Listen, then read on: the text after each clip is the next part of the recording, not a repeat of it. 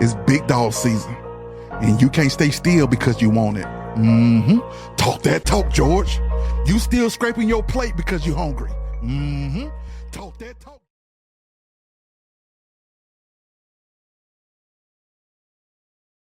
Tonight, the shocking arrest of the man who helped launch Abercrombie & Fitch to must-wear brand status. The accusers numbering more than a dozen. Their allegations horrifying. Here's ABC's senior investigative correspondent, Aaron Katursky. We're here today to announce the arrest and charging of 3 defendants. It was a stunning announcement. Former CEO of Abercrombie & Fitch, Michael Jeffries, Matthew Smith, and James Jacobson. The former CEO of one of America's most celebrated brands, Abercrombie & Fitch, arrested along with his romantic partner and a business associate. Their sex trafficking and prostitution enterprise lasted at least from the end of 2008 until early 2015. They spent millions of dollars on a massive infrastructure to support this operation and maintain its secrecy. Jeffries, who stepped down from Abercrombie in 2014, is accused by law enforcement of using his power and wealth to traffic and sexually exploit more than a dozen young men around the world, many of them aspiring models. The 16-count indictment includes charges of sex trafficking and prostitution. At the heart of the case, the allegations of 15 John Does. So it's jaw-dropping and shocking in every twist and turn of this case. We've seen R. Kelly go down on similar charges, and in the Southern District of New York, Sean Combs is facing the exact same charges. When I saw the charges come down, I said perhaps this is a continuation of the reckoning that I think we are starting to see in this world of arts and entertainment moving forward. The arrests are relief to those who have alleged in civil lawsuits they were victimized. What feels like an evil villain continued to use his power to harm a lot of people. And I don't think he feels bad about it. To anyone who thinks they can exploit and coerce others by using the so-called casting couch system, this case should serve as a warning. Jeffries and his romantic partner Matthew Smith were arrested in Palm Beach, Florida. Jeffries is now released on a $10 million bond while Smith remains detained. Their attorneys issued identical statements saying we will respond in detail to the allegations after the indictment is unsealed and when appropriate, but plan to do so in the courthouse, not the media. Jacobson was arrested in Wisconsin. He appeared in a Minnesota courtroom and was released on bail. His attorneys declined to comment. Court documents allege the length Jeffries, his partner Smith, and their business associate Jacobson used to lure young men to sex events around the globe, from New York to Europe and Morocco.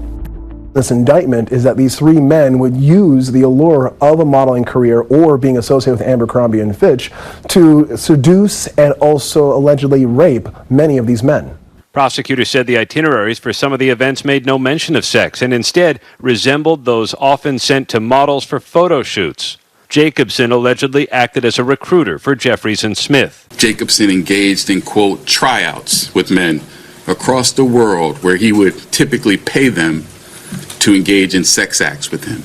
The federal indictment alleges that prior to sex events, the John Does were physically groomed, including at times shaving men's genitals without advance notice. There were 2 things that stood out to me to the indictment. One, the network that was made and used to facilitate the sex trafficking, but also the use of drugs to induce erections so that people who could not or would not participate in sexual acts were forced to do so. The defendants pressured the men to consume alcohol, Viagra, and muscle relaxants known as poppers during the sex events. At the sex events, the indictment alleges staff controlled the entry and exit and directed men to wear costumes and use sex toys. Prosecutors claim the victims were sometimes paid for attending the events and forced to sign non-disclosure agreements.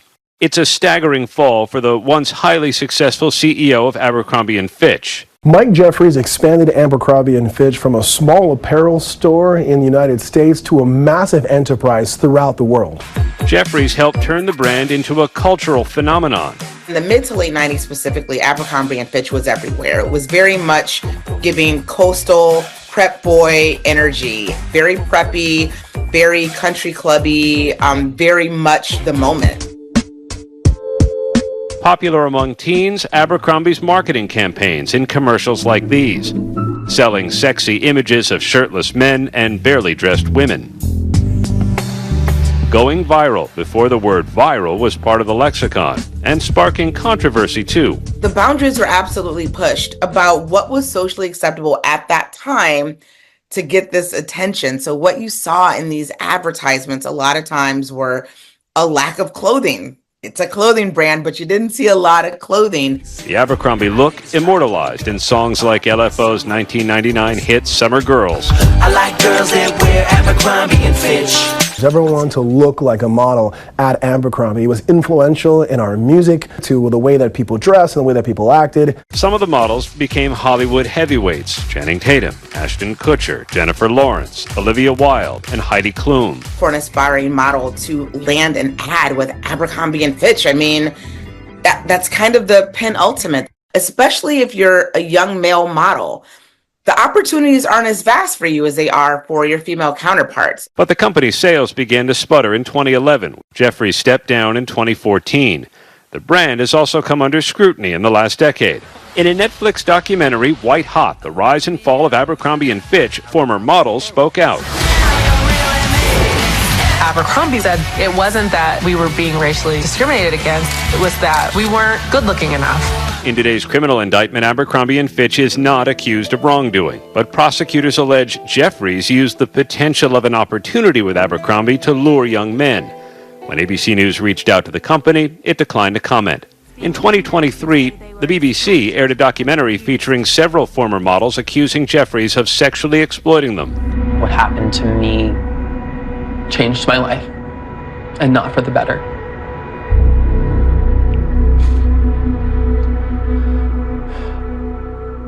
Barrett Paul was one of those who spoke out to the BBC. As a young person, you tell yourself this is just part of what the industry is. Paul was a model when he says he crossed paths with Jeffries, Smith, and Jacobson in 2011.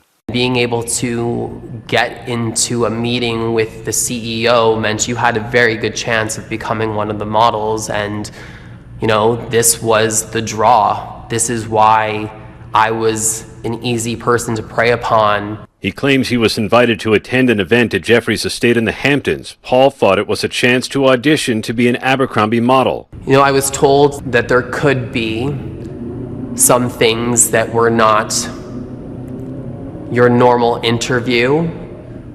However, this is your chance. You're not going to get another one like this. And I was given Abercrombie & Fitch underwear to put on. I walked into a scene that would make most people extremely uncomfortable, extremely nervous, scared. There is not just them, but other men in there doing stuff that I was not comfortable with. And then there's other men in there completely dressed in Abercrombie & Fitch clothes. What happened still haunts him. I was stripped of what felt like my humanity. I felt like a piece of meat. For years, he stayed silent. He says he worried speaking out would ruin his career. Now he's part of a class action lawsuit filed last year representing at least dozens who claim Abercrombie's crucial support allowed Jeffries to successfully rape, sexually assault, and coercively sex traffic Barrett Paul and numerous others. Jeffries and Abercrombie & Fitch have both denied the claims and filed motions to dismiss the civil lawsuit and the claims made by Paul. I think that there is no doubt that the criminal case never would have been opened but for our civil lawsuit. Brad Edwards is one of the lawyers on that civil case. This is the first sex trafficking operation that we have worked where the victims were all males and the perpetrator was a male. I think that has led to some of the victims being more reluctant than others to come forward. But I would say every single month we have heard from more and more victims. Jeffries and Jacobson will be arraigned Friday on the criminal charges. If found guilty, they can face 15 years to life for the sex trafficking charge and up to 20 years for each one of those counts of interstate prostitution. The FBI is urging others who believe they are victims to come forward. We are waiting to hear from you, and we're here to help you. Paul hopes sharing his story can give others courage. We are absolutely getting closer and closer to a tipping point where I know more men are going to feel comfortable saying me too. I don't want anyone else to have to go through what I went through. Today is Friday, October 25th. The year is 2024. Years and years ago in the early 90s, late 90s, I had a friend of mine who used to do modeling, and he looked amazing. He was a model. He lived here in Atlanta. He lived in New York, and he would do modeling in various other Paris. He was always traveling, going places. And nice physique. This is back then when they had these really nice, attractive black males on these billboards and walking the runway. He did runway shows. He had a very just gorgeous look about him. Well, he's dead now. So he got caught up in so much stuff going on in that world where he was really wanting to be this supermodel.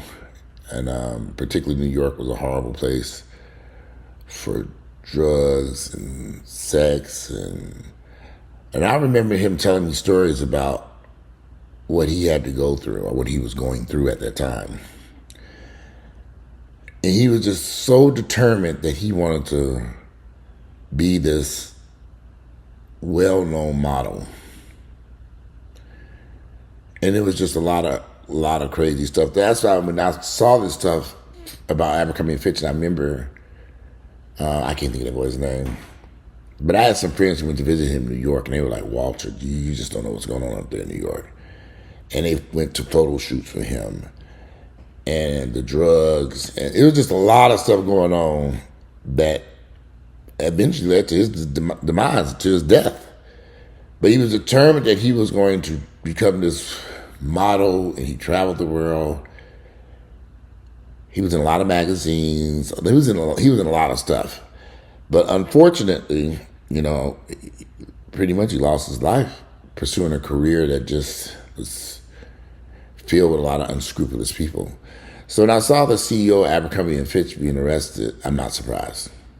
A wealthy, old white man taking advantage of attractive, beautiful young men who don't know any better. In that video, there's a 21-year-old man who went to this party and said he saw things that would make anyone feel uncomfortable. And I'm sure once he got into that room, there was no way out unless he tore that motherfucking place up. Somebody like me, when I said, okay, I'm leaving, I'd have picked up a chair and busted across their fucking, I'd have tore that room up and they would have let my black ass out of there. I've been into some environments where I said, okay, this ain't for me. I'm leaving. But you can't, I just said I'm leaving. So I've always not been this type of person to play when it comes to my safety and well-being. That's why I sit here on Friday, October 25th, having a cup of coffee, still alive and well. Y'all ain't never seen Walter to clown and tear some shit up. I've acted a fool in some places. My life, you're not going to destroy. You're not going to make a fool of me in this environment. I've been to some environments where I said, okay, this ain't for me. All kinds of shit going on. And they let me go because they were like, okay, this nigga crazy. That boy was too young, but at 21 years of age, I wasn't nobody to play with. Even then, as I was in them streets, I said, okay, this ain't for me. Maybe because I grew up as a Jehovah's Witness. Maybe I grew up with a crazy mother who was constantly drilling stuff in my head.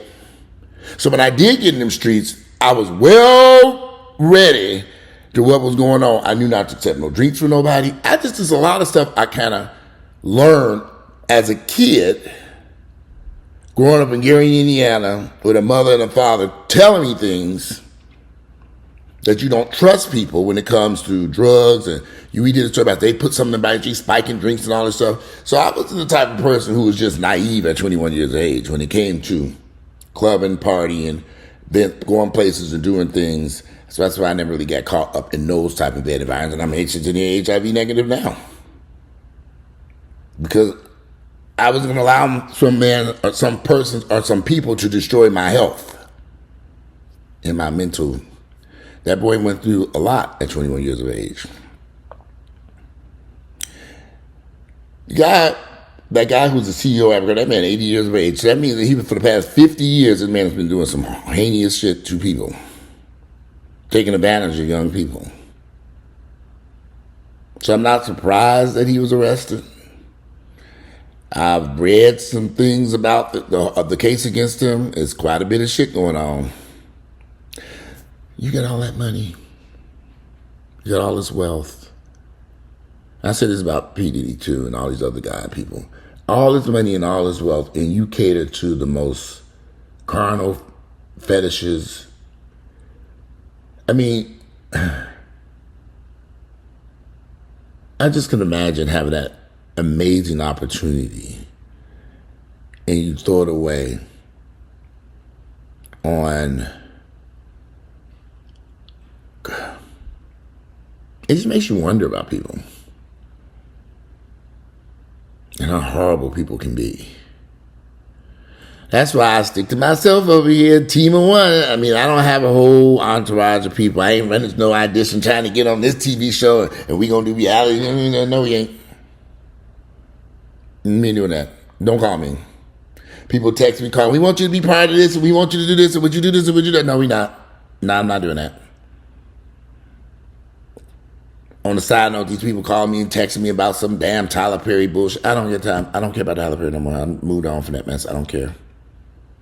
I wish some people good luck. And Tyler Perry clearly has done some things that possibly shouldn't have done to a lot of people. Those people who have been harmed by him need to come forward and tell their stories. You know, Tyler Perry got a lot of money that he probably in the background paying people off to. I don't know. Don't care. All things done in the dark will come to the light. Y'all ain't got to worry about nobody saying, Walter sexually assaulted me. No, I didn't. You lying. I can never tell you everybody had sex with names, date, and times. I was never in no room with 10,000 people fucking like having a damn orgy. Never in my life. I don't have those type of fetishes. I just like a good cup of coffee. Side note, I bought some coffee a few weeks ago. A big old bag of coffee, expensive ass shit. That was the grossest shit. I had to throw it out. I couldn't even drink that mess. It was too bitter. I was like, they done took some Maxwell House coffee and dumped it in this shit and selling it as some special high-end coffee. I was like, okay, this is worse than Maxwell House. Told you it tastes better. It's horrible. I tried and tried. I said, okay, I can drink this mess. Yeah, but unfortunately, for that wealthy white man, and then people have the nerve to say, oh man, they're going after Diddy. No, these men have created these issues in their own lives. And they thought they were going to get away with it. They thought they were going to get away with it. Notice it, and there's a pattern here. From Bill Cosby, all these men, gay and straight, trying to take advantage of somebody for sexual purposes, destroying their lives, and now it's catching up to their asses. I can imagine there's a long list of victims dealing with this ex-CEO of Abercrombie Fitch and then people that was involved. Another Jeffrey Epstein. And there are other people out there. People better wake up and realize, okay, times are changing. You can't, this ain't Rome back in the centuries ago. You will be held accountable for your bullshit. And I think, and people keep saying, well, these are grown people. I said, a lot of these people were forced into doing things they probably didn't want to. Sexual trafficking, maybe people don't understand how that works. There are a lot of grown people who are being sexually trafficked, being trafficked for the sex right now, and can't get out. Can't get away from their abusers. We all know, if you don't know, there's a ton of pimps out there prostituting grown people, and they're trapped. I remember not too long ago, they even had a massage place where these women were trapped. They would bring these women in from foreign countries and make them have to do massage and have sex with all these people and trap them in these hotels and parties. They couldn't leave. took their passports from them, and made them do this stuff. So, we can't go after the victims, because I notice in these comments where everybody going after the victim, they should have did this, that. Shut up, motherfuckers. And be grateful it didn't happen to you. But I've been in some environments, I got my ass up out of there quick. I said, okay, this ain't gonna work. Mainly guys doing drugs and other stuff that I didn't really have any interest in. And over the years, by the time, in my early 20s, by the time I was about 22, I began to distance myself from a lot of people. And I said, because I see where this is going. And I bought my first house at 23, and that was a saving for me because I was able to get out of the apartment complex, get away from them people, have my own house that I lived in by myself for a long time.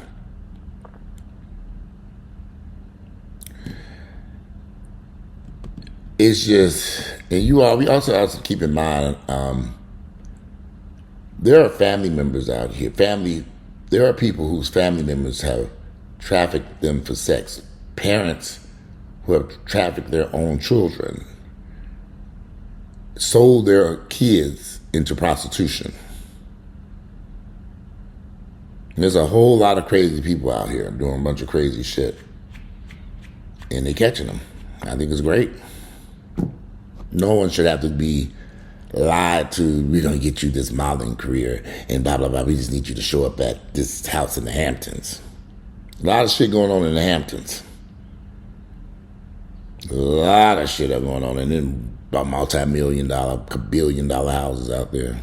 Wealth, money, power. Makes these people do crazy shit that some of us would never do. But we have some celebrities who are doing the right things out there. There are a ton of people. We've never heard a scandal. A lot of wealthy actors, CEOs that we've never heard of, who are actually actively giving back and doing the right thing. Then you got these crazy people who, it's unfortunate. You got all this wealth and money, and this is what you're deciding to do. This is what you do. Make it make sense. You want to sexually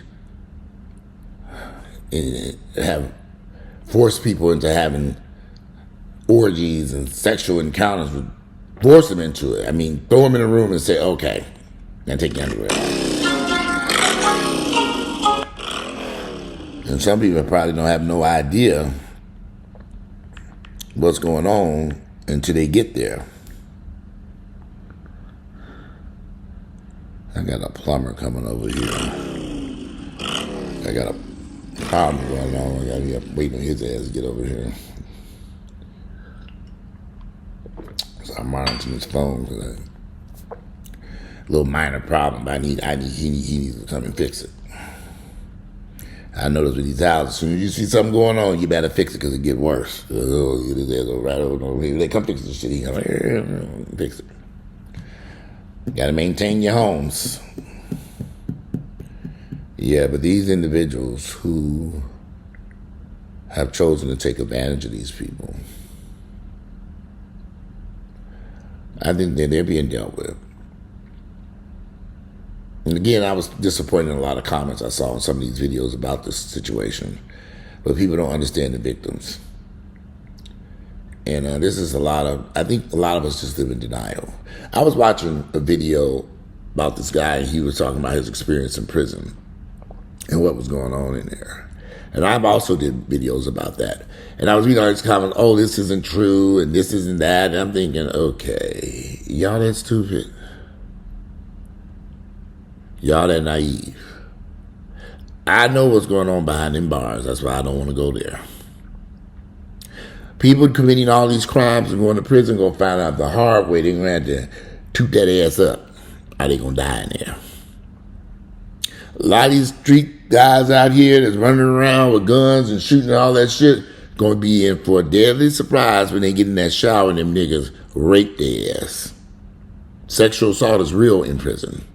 And anybody tells you anything different, they are lying to you. You can't rape the willing, but they will rape the unwilling. and forced them guys into having tied them down, and multiple guys will sexually assault them. A lot of guys don't understand this. They're in these streets and they think, oh, you know, I heard that. No, let me tell you something. If you're a nice looking brother, I don't care if you 6'1", 200 pounds. If them niggas decide they want that ass, they gonna take it. They gonna wait, and it's gonna be a group of them. It ain't gonna be just one. It's gonna be a group of them. And they gonna wait until you go in the shower, cause they know you green. And they know that you ain't quite laid, you ain't quite understand what's going on here. And you gonna go in that shower with you didn't got 20 years in prison because you done shot somebody over a parking spot in Lenox Mall. They didn't get your ass 20, 25 years in prison. And here you are, first night in prison, and all of a sudden, you getting raped. Asshole being tore up. Violated in a way you never thought was gonna happen. Y'all better wake up. It's happening right as we speak. And then on the internet, that don't happen, and this and that, and this don't that. There's a whole other world going on in these prisons. A lot of these guys are have serious time, and they ain't getting no more pussy from a female ever again in life. Ever. You don't need to have sexual desires in them prisons. Oh, they do. And anybody come out of that prison and tell you something different, they're lying through their fucking teeth. I was there. I saw what was going on.